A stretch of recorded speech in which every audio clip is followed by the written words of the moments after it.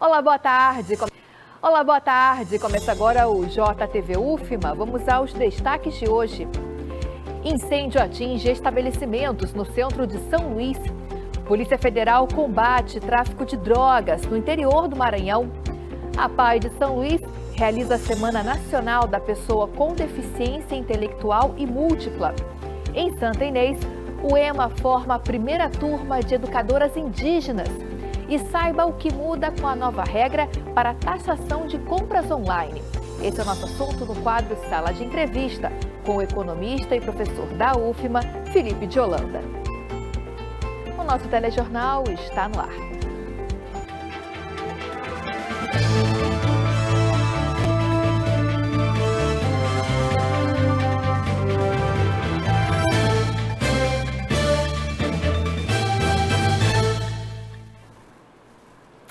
Câmera flagra ação de assaltantes em loja de celulares na Coab. Tarifa de energia vai ficar mais cara no Maranhão. E incêndio atinge estabelecimentos no centro de São Luís. Vamos ver agora esses e outros destaques no Giro de Notícias. Um incêndio atingiu estabelecimentos comerciais na noite desta terça-feira no centro de São Luís. Uma loja de celulares ficou totalmente destruída. O caso aconteceu na rua São Pantaleão, por volta das 6h30 da noite. De acordo com o Corpo de Bombeiros, ninguém ficou ferido. As causas estão sendo investigadas. Este é o terceiro incêndio em São Luís nos últimos 2 dias. O motorista de um caminhão morreu após o veículo capotar na BR-010. O acidente aconteceu próximo ao município de Ribamar Fiquene, no sul do estado. Parte do veículo ficou destruída. Uma equipe da PRF esteve no local. Bandidos armados fizeram um assalto em uma loja de celulares no bairro da Coab, em São Luís. A ação foi flagrada por câmeras de segurança. 2 homens entram na loja se passando por clientes e, em seguida, anunciam o crime. Funcionários e outros clientes foram ameaçados. Os bandidos conseguiram levar celulares e os pertences das vítimas. A ANEEL aprovou nesta terça-feira o reajuste anual da tarifa de energia no Maranhão. A partir da próxima segunda-feira, dia 28, a conta vai ficar 10,79% mais cara. De acordo com a ANEEL, um dos motivos do reajuste são os custos, como a compra e a transmissão da energia.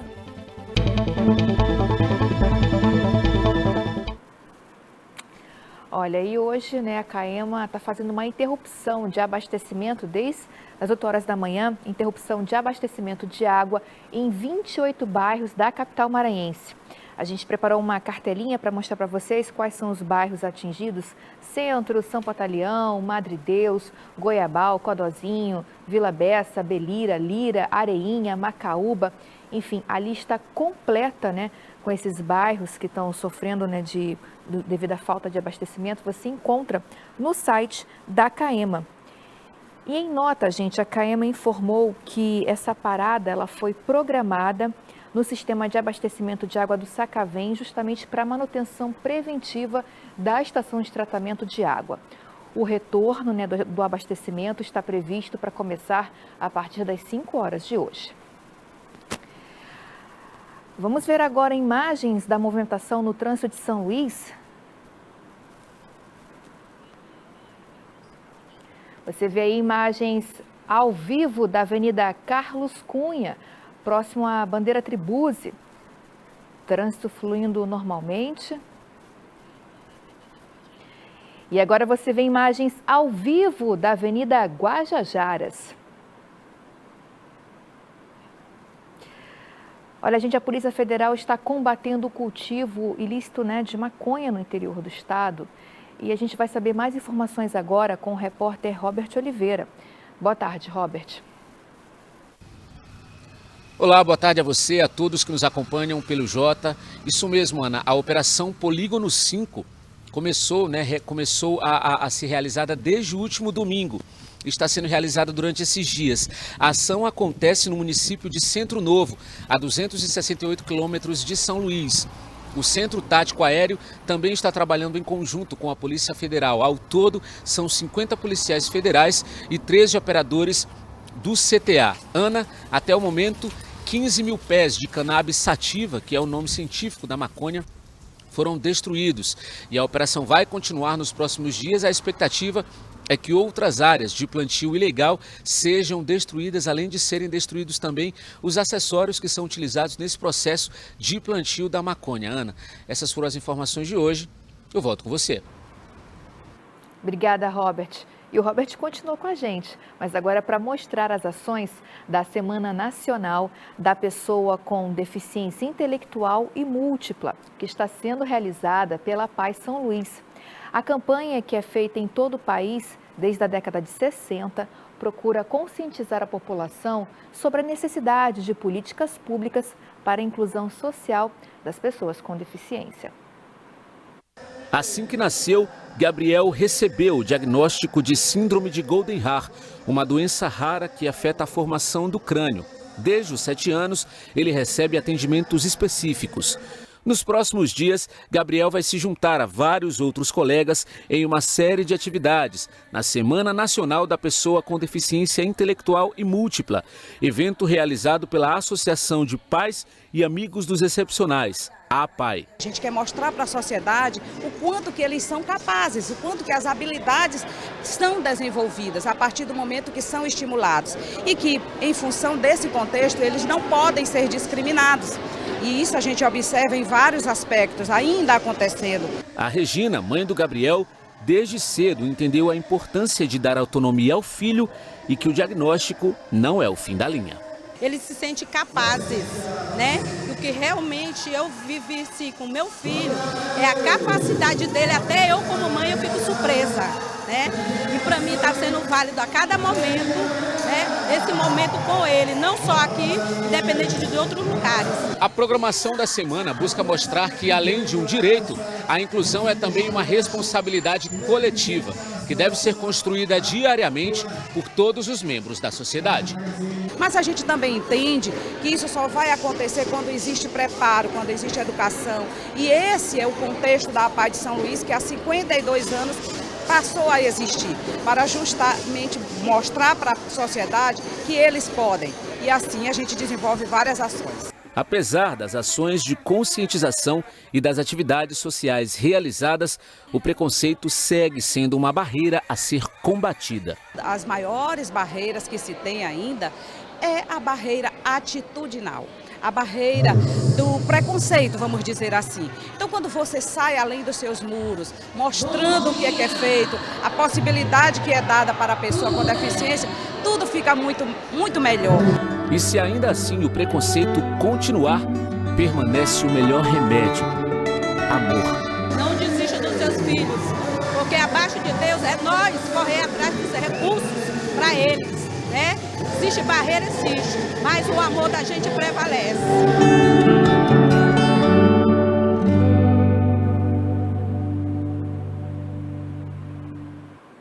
Essa mãe é um exemplo, né?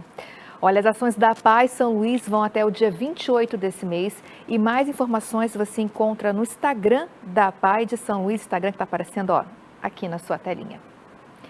A Universidade Estadual do Maranhão, UEMA, formou a primeira turma em licenciatura para Educação Básica Indígena de Santa Inês. O curso, que teve duração de 4 anos, formou 11 mulheres indígenas como educadoras para assumirem a escolarização em seus territórios. Vamos conferir.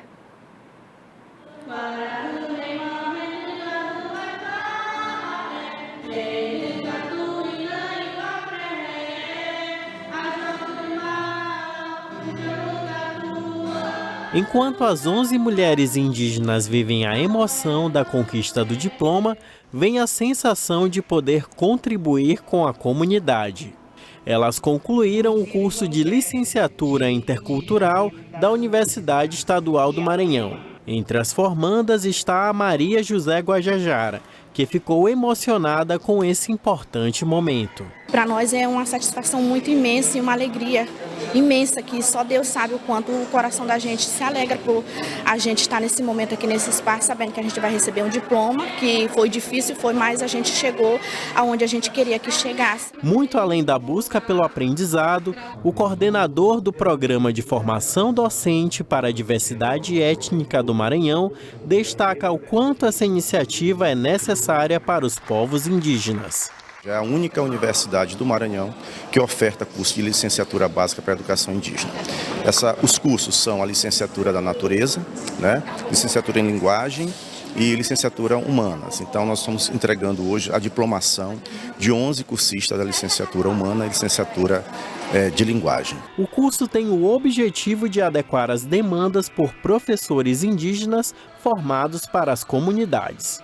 Quem atua na educação avalia esse trabalho como um marco no Estado. Esse curso do Proetno, esse projeto da UEMA, ele foi de muita importância para nós povos indígenas, principalmente para os professores indígenas, que através desse curso eles tiveram a oportunidade de ter a sua formação de nível superior e estar contribuindo com o seu povo dentro da sua comunidade.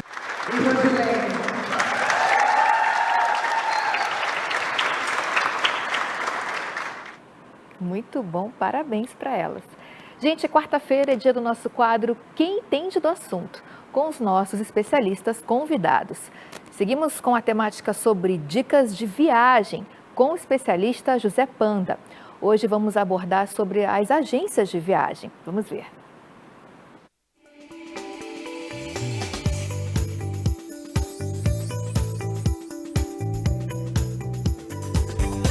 É melhor organizar a viagem por conta própria ou contratar uma agência de viagens?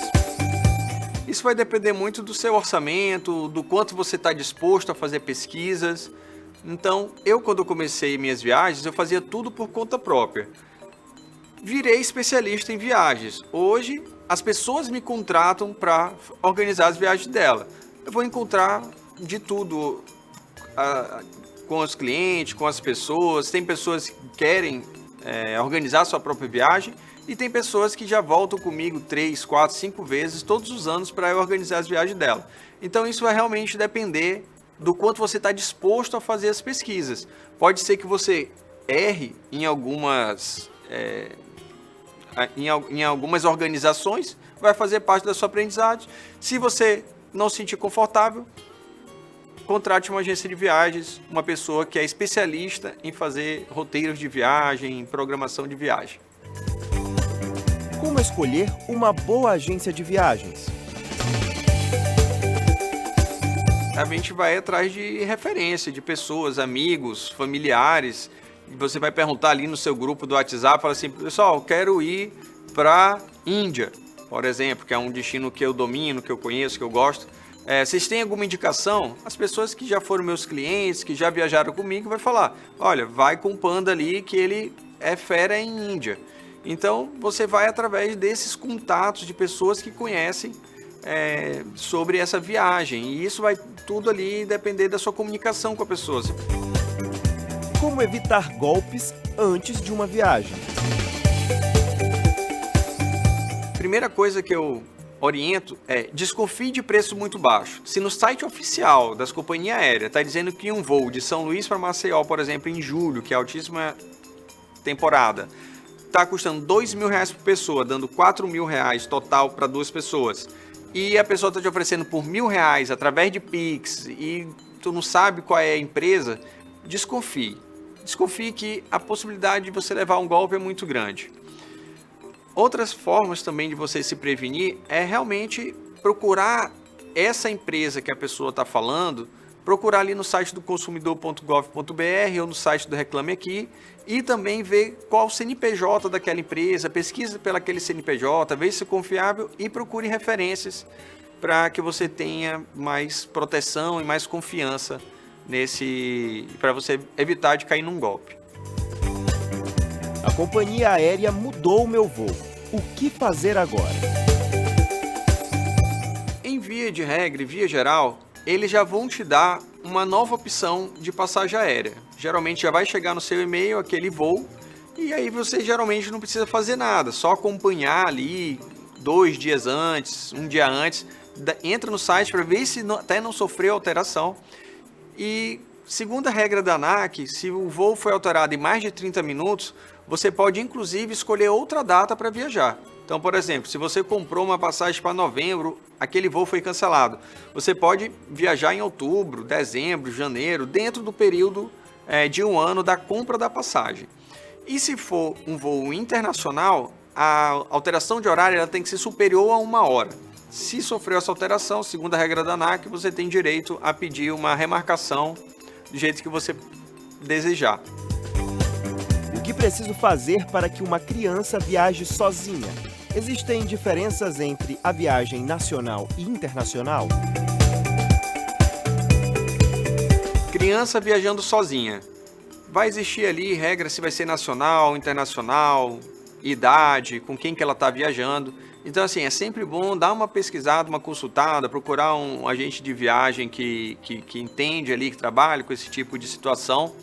Mas, em via de regra, para viajar com os pais, precisa apresentar apenas a filiação ali, vai ver no passaporte da criança ou na identidade que você é um dos pais. Para voos nacionais, ela pode viajar só com um dos pais, dependendo da idade, 12 anos, se eu não me engano.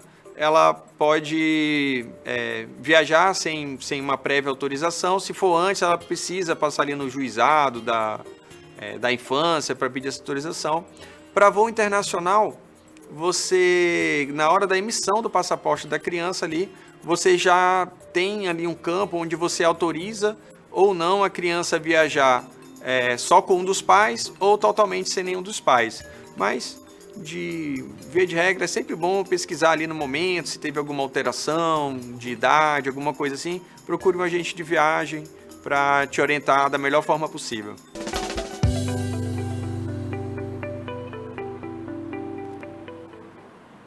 Então ficam as dicas e obrigada ao José Panda pela participação. E saiba o que muda com a nova regra para a taxação de compras online. Esse é o nosso assunto a seguir no quadro Sala de Entrevista, com o economista e professor da UFMA, Felipe de Holanda. Nosso telejornal vai para o intervalo e agora você fica com imagens ao vivo do trânsito de São Luís, Avenida dos Franceses, próximo ao Detran. Trânsito bastante intenso aí na Avenida dos Franceses.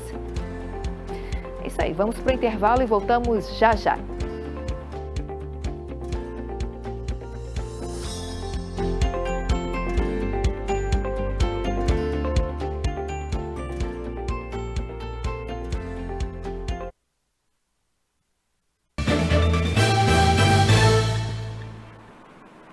Estamos de volta com o nosso quadro Sala de Entrevista. A jornalista Luísa Rabelo conversa agora com o economista e professor da UFMA, Felipe de Holanda, sobre o que muda com as novas regras de taxação de compras pela internet. Então, para você que gosta de comprar mais barato, de forma online, preste atenção nessa entrevista.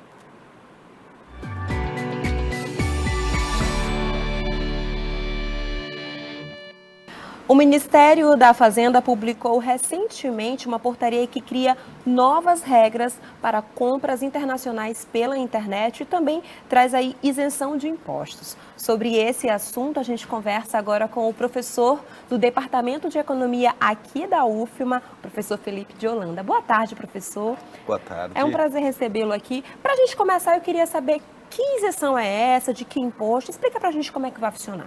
Olha, essa portaria do Ministério da Fazenda de 1º de agosto, ela estabelece isenção na importação de bens até 50 dólares, né?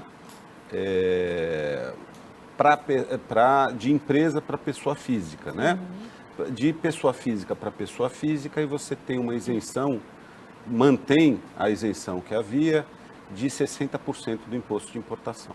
E aí eu queria saber o que motivou, talvez, a Receita a fazer essa mudança. Olha, em meados de junho, o governo tinha anunciado que passaria a cobrar inclusive para essas compras pela internet, abaixo de 50 dólares. Mas isso teve uma repercussão muito grande, porque, evidentemente, tem um aumento do preço final do produto, e houve pressão, inclusive a primeira-dama se envolveu nessa discussão e o governo voltou atrás. Agora, o que é interessante é que houve uma mudança nas regras que pode favorecer o aumento da arrecadação, que tinha um problema grande de fiscalização e principalmente no que diz respeito à tributação pelos estados.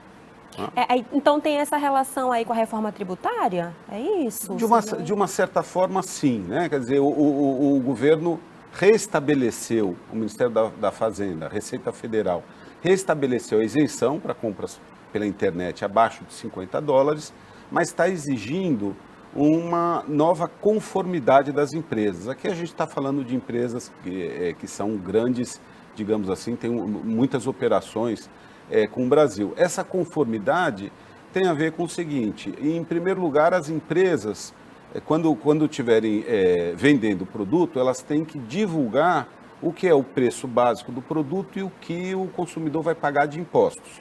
Então esse já é um aspecto que, aliás, eu acho que deveria, a exemplo de muitos países, como por exemplo os Estados Unidos, países europeus, de você discriminar o que é o preço básico, o que é o imposto, porque assim o cidadão ele passa, inclusive, a cobrar uma melhor utilização do imposto, né?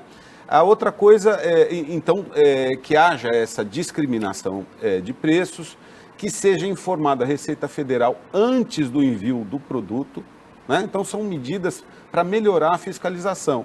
E o outro aspecto é o seguinte: ainda que haja isenção das compras abaixo de $50, a gente está falando aqui de R$240 ao preço do câmbio, né? A taxa de câmbio de hoje, o ICMS será cobrado, né? Se melhora a fiscalização, a chance de você cobrar ICMS é grande. E aqui a gente tem uma questão do seguinte: se você não paga ICMS nas compras internacionais, a competição com os produtos fabricados no Brasil, ela fica muito desleal, né? Porque, então, imagina uma alíquota média de 17%, se você não paga nas compras internacionais, você tem uma perda de isonomia e, portanto, prejudica bastante os produtores nacionais. Então, em havendo essa mudança nas regras de conformidade, melhorando a fiscalização e cobrando ICMS, eu acho que a medida é positiva. E aí, só para a gente finalizar, quando a gente fala de taxação, de dinheiro, de economia, muitas pessoas têm dúvidas. E aí, para a gente finalizar, eu queria saber, com a sua experiência, o que essa isenção, essas novas regras, representa no bolso do consumidor? Olha, sem dúvida nenhuma, em relação à situação que havia anterior, quer dizer, vai haver um aumento do preço final dos produtos, porque, no mínimo, você vai cobrar mais ICMS, né? Então, o que você tinha antes era uma situação em que essas empresas vendiam os produtos e entregavam como se fosse de pessoa física para pessoa física. Então tinha até uma brincadeira que tinha um tal de James Bond que estava mandando um monte de coisas, né, para o Brasil, a pessoa física James Bond, né? Então isso daí vai acabar e, portanto, vai subir o preço do produto, né? A própria Receita Federal estima que é mais ou menos 7 bilhões ao ano a perda de arrecadação que ela tem com essa isenção de 50 dos produtos até $50. No entanto, nós vamos ter a cobrança do ICMS, se de fato as regras valerem, se houver uma melhor fiscalização. Então, tende a haver um aumento no preço do produto, né, vai impactar o consumidor final. Agora, eu acredito que é importante isso, inclusive no que diz respeito à isonomia, às condições de competição dos produtores nacionais em relação aos produtos importados. Eu acho que também é interessante a gente lembrar que é bom ter aí um pouco de cuidado, analisar as compras, né? Você, como economista, deve citar bem isso. Não, sem dúvida nenhuma, né? Essas compras, né, pela internet, é muito difícil você ter, digamos assim, você ter assistência técnica, você devolver o produto se tem algum problema, né? Então é muito importante que você analise aquilo que você está comprando, que veja no site as avaliações dos consumidores, né? E eu sempre gosto, né, de comprar produtos brasileiros e, se possível, produtos maranhenses, porque a gente sabe que a gente está gerando emprego. Com certeza. Né, dentro do nosso estado, dentro do nosso país. Com certeza. Professor, muito obrigada por suas explicações. Ana, eu volto com você no estúdio.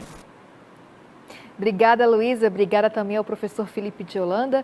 E o nosso telejornal fica por aqui. Para rever nossas entrevistas, reportagens e quadros, basta acessar o YouTube e o Instagram da TV UFMA. Acompanhe também o resumo com as principais notícias do dia no programa Destaques, JTV UFMA, às 18h30. Uma ótima quarta-feira para você.